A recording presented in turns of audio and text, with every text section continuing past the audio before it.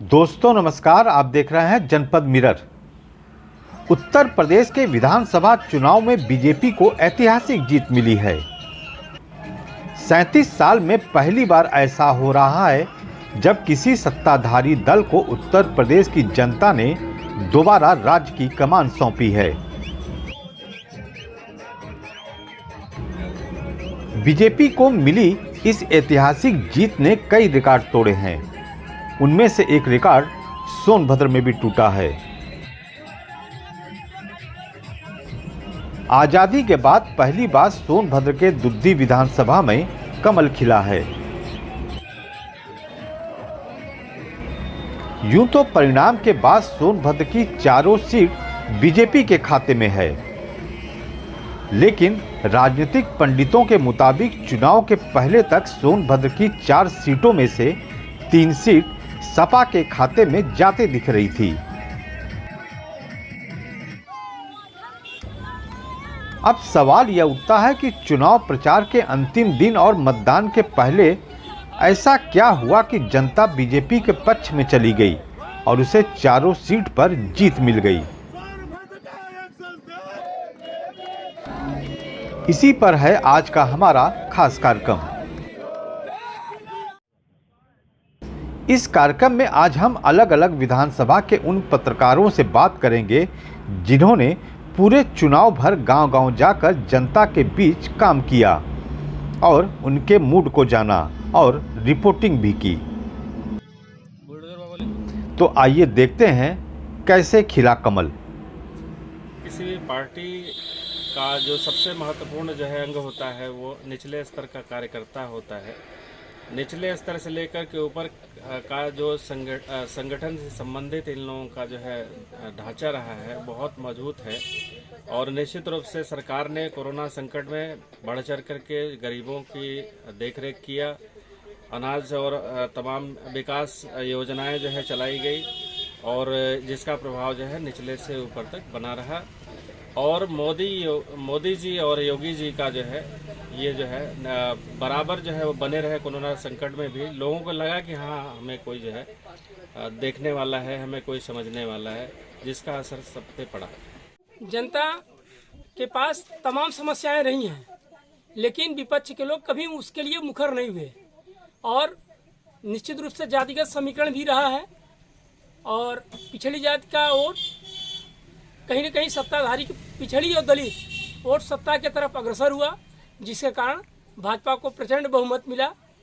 और निश्चित रूप से यह मोदी सरकार, योगी सरकार के तमाम जन कल्याणकारी योजनाओं का भी वहां तक धरातल स्तर तक पहुंचाना और उसमें बंदरबाट न होना, पारदर्शिता लाना, यह उनके सफलता का राज रहा है। जो इनके प्रत्याशी रहे या जो पूर्व में विधायक रहे, वर्तमान में प्रत्याशी रहे, इनका काफ़ी विरोध भी था। हर जगह, अधिकतर जगहों पर विरोध था, क्योंकि इन लोग जनता के बीच नहीं गए और जनता में इनका काफ़ी विरोध था। लेकिन लोगों ने राष्ट्रवाद पर देखा और गरीब तबके के लोग जो अशिक्षित हैं, केवल नमक, तेल, चावल, राशन, ये सब जो रिफाइंड बढ़ा, ये ज़्यादा प्रभावित रहा। शौचालय और मुख्यमंत्री आवास, प्रधानमंत्री आवास, ये भी इसके पीछे एक विजयश्री दिलाने का मुद्दा रहा। भाजपा की इस बड़ी जीत के और दोबारा सरकार में वापस आने के 4-5 प्रमुख कारण हैं। पहला कारण इनका यह है कि इनके पास योगी, मोदी जैसे दमदार नेता हैं, जिनकी ईमानदार और कर्मठ और काम करने वाले नेता की छवि है और काफ़ी ये लोग मेहनत करते हैं चुनाव में। इसके साथ ही संगठन इनका इतना विशाल है, इनके इतने आनुषंगिक संगठन है, ग्रामीण स्तर पे इनके पास कार्यकर्ताओं की काफ़ी संख्या है और इनका सांगठनिक कौशल अन्य पार्टियों की से कई गुना बेहतर है। तीसरी वजह यह है कि इन्होंने गरीब कल्याणकारी योजनाएं चलाई, जैसे राशन योजना, गैस योजना, आवास योजना, शौचालय योजना, मजदूरों के खाते में 1-1 हज़ार रुपये गए, किसानों के खाते में साल भर में 3 बार 2-2 हज़ार रुपये गए। ये सब कारण के साथ ही विकास के भी इन्होंने काफ़ी काम कराए हैं। और इसके साथ ही मोदी और योगी यह जनता के बीच में यह साबित करने में सफल रहे कि वह बेहतर तरीके से शासन चला सकते हैं। उन्होंने कानून व्यवस्था, विकास के मुद्दे पे करके दिखाया। और समाजवादी पार्टी का नकारात्मक प्रचार और मुस्लिम तुष्टीकरण और माफियाओं के संरक्षण की छवि के कारण इनको जनता ने पसंद नहीं किया और भाजपा का सामाजिक समीकरण काफी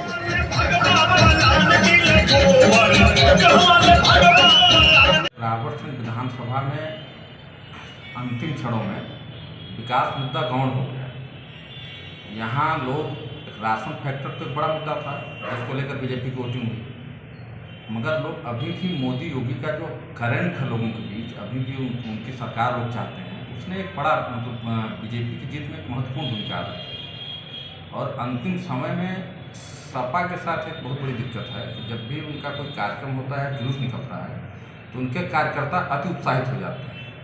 जो शांति पब्लिक है उसको लगता है कि कहीं ऐसा ना हो कि सपा की सरकार आ जाए तो फिर से हमें वही पुरानी स्थिति देखने को मिले। इसने भी बीजेपी को बड़ा लाभ होता है। यदि ओवरऑल 4 सीटों की बात कर लें जी, तो चारों सीट में जो है क्या मतलब इसमें प्रमुख क्या मतलब?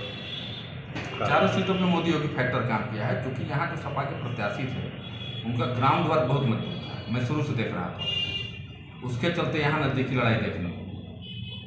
अब दुद्धी जैसी सीट पे जिसको विजय सिंह का गढ़ माना जाता है, वहाँ पे राशन और मोदी योगी फैक्टर ने उनके किले को ढहा दिया। समाज सर कई फैक्टर काम किए।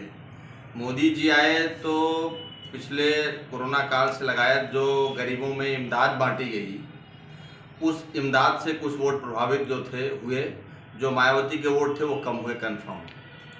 दूसरा, हमारे जो वर्तमान विधायक थे राबर्ट्सगंज विधानसभा में, इनका सार्वजनिक मंच से माफ़ी मांगना भी लोगों के गुस्से को तत्काल शांत किया और वो लोग भी अपने गुस्से को छोड़कर लोगों ने अपनी संस्कृति के अनुसार, भारतीय संस्कृति में कहा जाता है कि जिसने माफ़ी मांग लिया उसको क्षमा कर देना चाहिए, लोगों ने कुछ क्षमा कर दिया। यही 2 मुख्य कारण रहे जिसकी वजह से राबर्ट्सगंज विधानसभा भाजपा जीतने में सफल रही। वोट डालने में लोगों ने नमक का फर्ज अदा किया।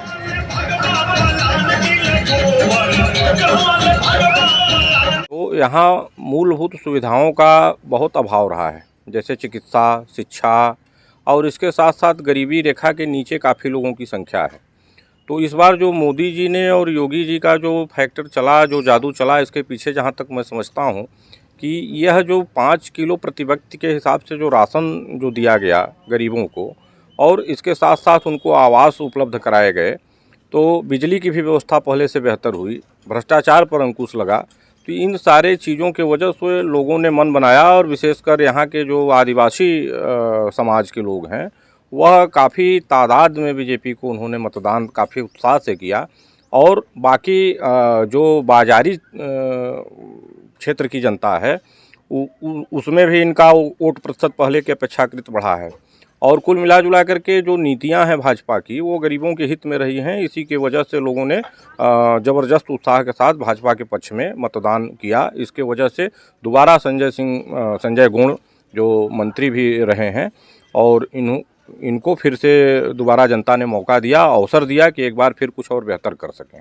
लोगों ने लोगों के बीच में जा कर जानकारी हासिल की, तो उसमें हम लोगों को देखने सुनने को यही मिला कि भारतीय जनता पार्टी ने जिस प्रकार प्रदेश में तमाम योजनाएं चलाई, जिसमें सबसे बड़ी योजना उनकी थी राशन वितरण, जो ग्रामीण अंचलों में प्रत्येक घरों में राशन पहुंचा।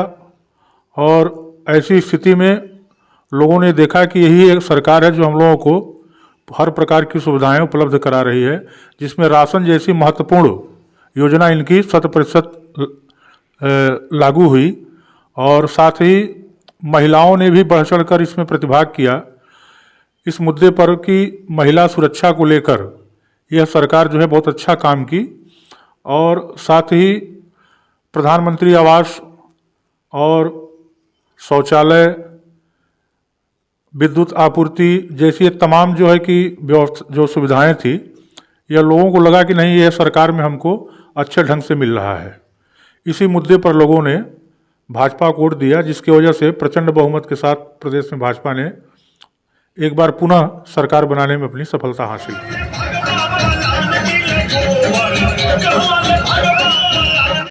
देखिए, जहाँ रामदुलार गौड़ की बात है,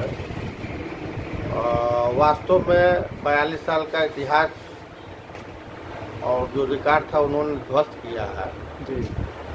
और इसमें प्रमुख जो हम लोगों ने देखा कि यहाँ सिर्फ योगी और मोदी वाईएम का समीकरण भाजपा की भी तरफ से रहा और सपा की तरफ से भी रहा, इसलिए दोनों के बीच लगातार टक्कर रही और अंत में योगी मोदी वाला समीकरण वाला प्रत्याशी चुनाव जीत गया 6,000-7,000 वोट के अलावा इस बार पहली बार ये देखने को मिला समूचे विधानसभा क्षेत्र में कि जो कोरोना काल में भाजपा सरकार द्वारा राशन महीने में 2 बार दिया गया और इस आदिवासी बाहुल क्षेत्र में कार्यकर्ताओं की अच्छी पकड़ विपक्षी पार्टियों की नहीं होने के कारण वो राशन का मुद्दा उन पर हावी रहा कि जो हमारा घर चला रहा है, जो चूल्हा चला रहा है, हम उसको सपोर्ट करेंगे। उनको प्रत्याशी से कोई मतलब नहीं था, सिर्फ कमल निशान और योगी मोदी ही उनको दिखाई दे रहे हैं। देखिए, यहाँ की सीट बहुत ही महत्वपूर्ण रही है। यहाँ प्रत्याशी एक नई चेहरा था जिसे कोई नहीं जानता था और यहाँ पार्टी को देख के लोगों ने वोट किया जी। मोदी और योगी जी का जो है राष्ट्रीय स्तर पे किया गया कार्य, जनहित में किया गया कार्य प्रमुख रहा इनको जिताने में जी। और राम दुलार जी तो प्रधानी समेत कई चुनाव लड़े प्रत्याशी, लेकिन भाजपा के लिए ये नए चेहरा थे। इसके पहले भाजपा नहीं जीती, लेकिन पिछले बार भी इन्होंने अपने राष्ट्रीय एजेंडे को लेकर के जो है योगी और मोदी जी ने यहाँ पे जीत दर्ज किया था अपना दल गठबंधन के साथ, और इस बार पुनः दोहरा के ये साबित कर दिया कि राष्ट्रीय मुद्दे और जनहित के मुद्दे अब लोग जान चुके हैं और उसके पक्ष में मताधिकार का प्रयोग भी कर रहे हैं। ये राम मंदिर का मुद्दा हो, चाहे धारा 370 कश्मीर का हो, चाहे कोरोना काल में वैक्सीनेशन से लेके मजदूरों को फ्री ऑफ कास्ट राशन मुहैया कराना, ये सारे जनहित में किए गए, इनके लिए प्लस